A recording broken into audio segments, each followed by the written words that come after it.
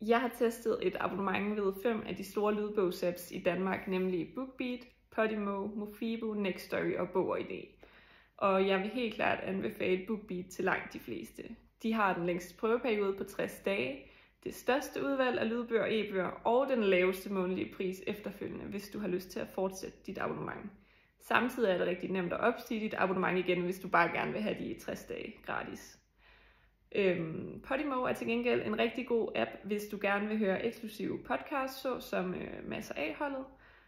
Mofibo derimod har nogle ekstra funktioner og tilbyder såsom Mofibo Originals lydbøger og muligheden for at tilkøbe deres e-bogslæser.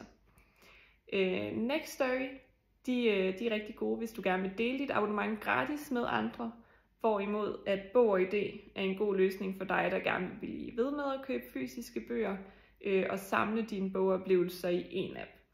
Men igen, jeg vil anbefale BookBeat til langt de fleste. De kombinerer et stort udvalg med den laveste pris, så der er ikke så meget at rafle om der.